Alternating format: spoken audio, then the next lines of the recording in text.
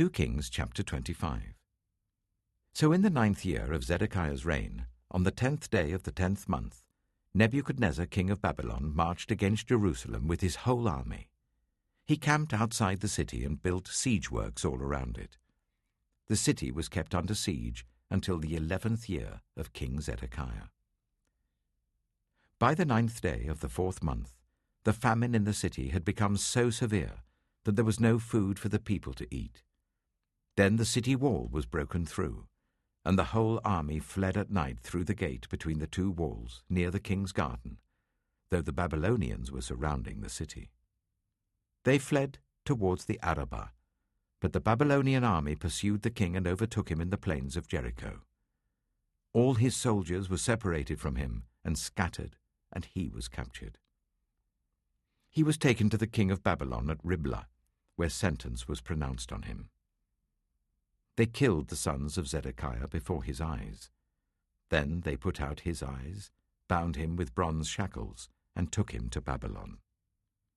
On the 7th day of the 5th month, in the 19th year of Nebuchadnezzar king of Babylon, Nebuzaradan, commander of the Imperial Guard, an official of the king of Babylon, came to Jerusalem. He set fire to the temple of the Lord, the royal palace, and all the houses of Jerusalem. Every important building he burned down.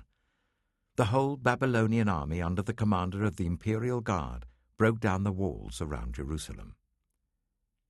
Nebuzaradan, the commander of the guard, carried into exile the people who remained in the city, along with the rest of the populace and those who had deserted to the king of Babylon.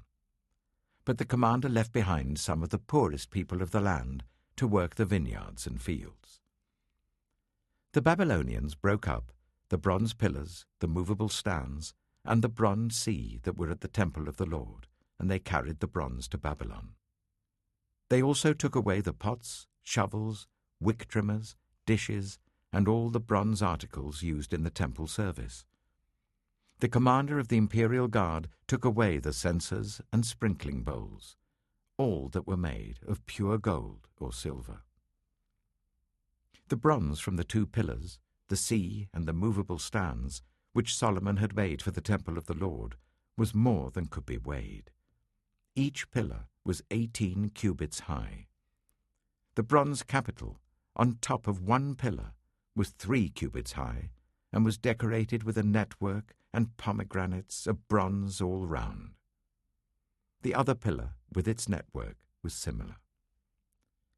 The commander of the guard took as prisoners Soraya the chief priest, Zephaniah the priest next in rank, and the 3 doorkeepers. Of those still in the city, he took the officer in charge of the fighting men and 5 royal advisers. He also took the secretary, who was chief officer in charge of conscripting the people of the land, and 60 of the conscripts who were found in the city. Nebuzaradan, the commander, took them all and brought them to the king of Babylon at Riblah. There at Riblah, in the land of Hamath, the king had them executed. So Judah went into captivity, away from her land. Nebuchadnezzar, king of Babylon, appointed Gedaliah, son of Ahikam, the son of Shaphan, to be over the people he had left behind in Judah. When all the army officers and their men heard that the king of Babylon had appointed Gedaliah as governor, they came to Gedaliah at Mizpah. Ishmael, son of Nethaniah, Johanan, son of Kareah, Soraya, son of Tanhumeth the Netophathite, Jaazaniah, the son of the Maacathite, and their men. Gedaliah took an oath to reassure them and their men. "Do not be afraid of the Babylonian officials," he said. "Settle down in the land and serve the king of Babylon, and it will go well with you." In the 7th month, however, Ishmael, son of Nethaniah, the son of Elishama, who was of royal blood, came with 10 men and assassinated Gedaliah, and also the men of Judah and the Babylonians who were with him at Mizpah.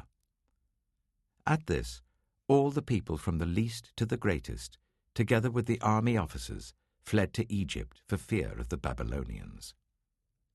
In the 37th year of the exile of Jehoiakim, king of Judah, in the year Awal-Marduk became king of Babylon, he released Jehoiakim, king of Judah, from prison. He did this on the 27th day of the 12th month. He spoke kindly to him, and gave him a seat of honor higher than those of the other kings who were with him in Babylon. So Jehoiakim put aside his prison clothes, and for the rest of his life ate regularly at the king's table. Day by day the king gave Jehoiakim a regular allowance as long as he lived.